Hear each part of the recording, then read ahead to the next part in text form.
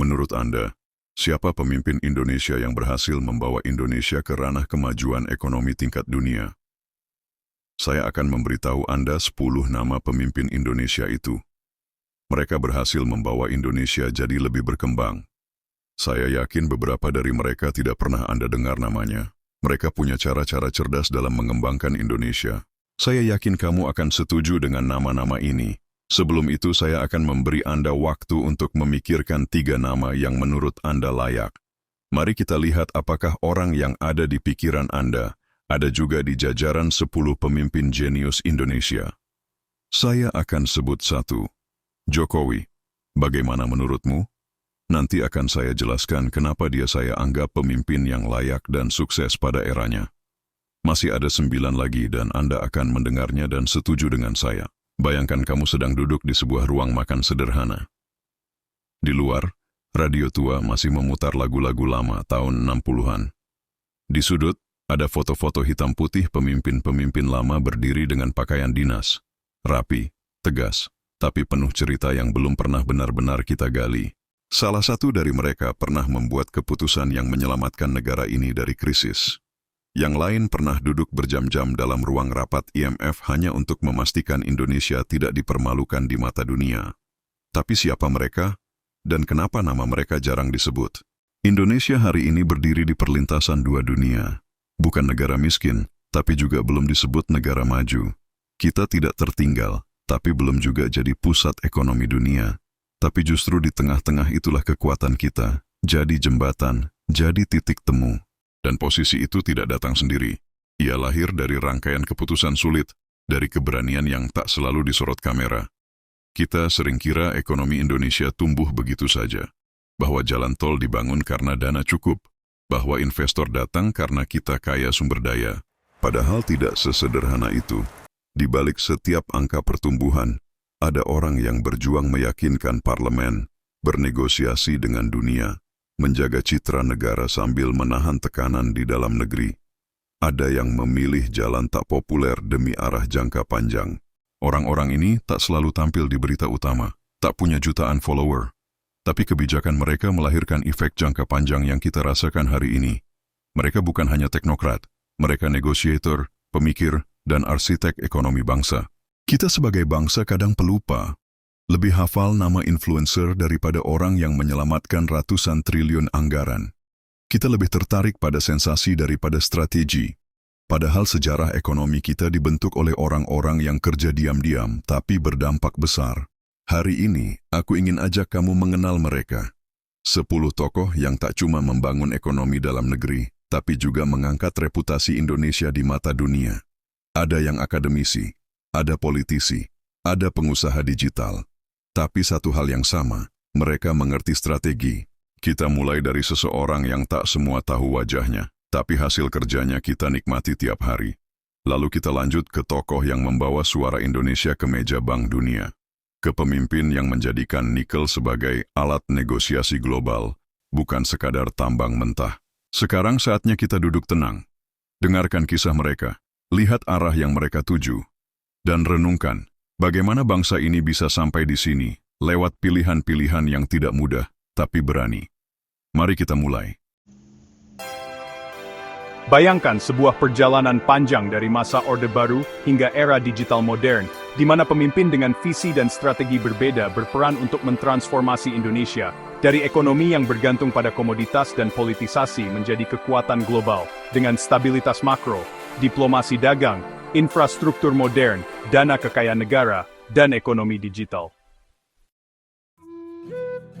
Dimulai dari Widjojo Nitisastro, anggota kelompok ekonom Berkeley Mafia, yang antara akhir dekade 60-an hingga awal 80-an, merancang fondasi ekonomi makro dengan pendekatan stabilisasi inflasi, reformasi fiskal, pengendalian utang luar negeri, serta pembangunan perencanaan pembangunan nasional melalui Bappenas, sehingga mendapatkan kepercayaan dari IMF dan Bank Dunia, sebagaimana dicatat di profil Wikipedia Widjojo Nitisastro. Kemudian Emil Salim yang sejak awal tahun 70-an menggabungkan kebijakan ekonomi dan lingkungan, memperkenalkan gagasan pembangunan berkelanjutan di tataran nasional serta tak internasional, lewat forum multilateral, hingga menjadi pelopor ekonomi lingkungan di Indonesia.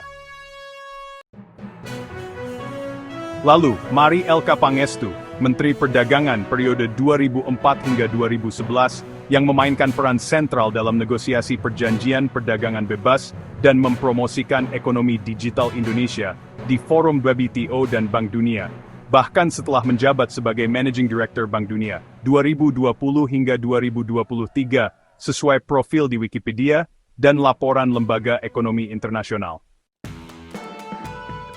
Selanjutnya Sri Mulyani Indrawati, 2 kali menjabat Menteri Keuangan dan pernah menjadi Direktur di Bank Dunia, yang memperkuat kredibilitas fiskal nasional dengan menaikkan rasio pajak terhadap PDB, menurunkan kemiskinan serta menjaga defisit anggaran di bawah 3%, sehingga meraih berbagai penghargaan internasional seperti Finance Minister of the Year dari majalah Global, dan ditemui dalam analisis lembaga seperti Antara News dan IMF World Bank yang mencatat penghargaan tersebut. Lalu Peri Warjio, Gubernur Bank Indonesia sejak 2018, yang berhasil menavigasi moneter nasional melalui tantangan global seperti pandemi COVID-19, tekanan inflasi, dan aliran modal keluar sambil menjaga stabilitas nilai tukar rupiah. Dengan kehadirannya di forum seperti IMF Meetings dan Forum Bank Sentral Negara Berkembang yang tercantum di situs Bank Indonesia, serta liputan media global. Berikutnya Rizal Ramli, Menteri Koordinator Bidang Ekonomi 2000 hingga 2001, yang melakukan reformasi struktural pada sektor listrik, telekomunikasi dan BUMN, menghapus subsidi tidak efisien, serta mempersiapkan sektor untuk pasar bebas, sebagaimana dijelaskan dalam profil Wikipedia Rizal Ramli. Kemudian Suhadi Mangkusuwondo, Dirjen Perdagangan dari tahun 1975 hingga 1983, dan juga diplomat di APEC serta AENTAD pada tahun 1989, yang membuka jalan bagi Indonesia masuk ke Uruguay Round dan APEC. Dengan langkah ini, ekspor manufaktur tumbuh dan terintegrasi dalam sistem ekonomi global, menurut Arsip Kebijakan Perdagangan Indonesia. Dilanjutkan oleh Joko Widodo yang menjabat presiden dari 2014 hingga 2024, melaksanakan revolusi infrastruktur dengan membangun ribuan kilometer jalan tol, puluhan pelabuhan dan bandara, serta melarang ekspor bahan mentah seperti biji nikel. Kebijakan ini menciptakan ekor rantai nilai tambah pertambangan nasional dan menjadikan Indonesia sebagai produsen utama nikel dunia, menurut sumber Reuters dan laporan resmi Kabinet Jokowi. Nomor 9 Prabowo Subianto, Presiden sejak 2024, yang meluncurkan Danantara Fund sebagai Sovereign Wealth Fund senilai puluhan miliar dolar untuk mendukung privatisasi BUMN, energi hijau, teknologi dan infrastruktur besar. Semua ini dilakukan dalam kemitraan dengan China dan negara lain melalui perjanjian investasi yang diberitakan oleh Financial Times dan media Australia. Serta terakhir, William Tanuwijaya, co-founder Tokopedia dan GoTo, yang membawa e-commerce dan layanan digital Indonesia ke panggung global. Ia berhasil menarik penanaman dana asing dan IPO, serta tampil dalam konferensi teknologi internasional sesuai info di Wikipedia dan laporan investor. Semua kontribusi ini ditunjukkan melalui capaian spesifik seperti Indonesia memimpin J20 Bali 2022 di bawah kepemimpinan Jokowi, perjanjian RCEP, dan juga status sebagai pusat pengolahan nikel global. Penghargaan internasional untuk Sri Mulyani, kehadiran perwakilan Bank Indonesia di Forum Moneter Global, peluncuran Sovereign Wealth Fund Danantara Fund, serta kesuksesan GoTo sebagai unicorn Asia Tenggara. Semua hal itu secara bersama-sama merumuskan wajah ekonomi Indonesia di mata global, mulai dari stabilitas makro, diplomasi ekonomi, reformasi struktural infrastruktur, dana negara, hingga ekonomi digital. Dengan demikian, Indonesia tidak hanya menjadi pemain regional, tetapi semakin diperhitungkan dalam dinamika ekonomi global di abad ke-21.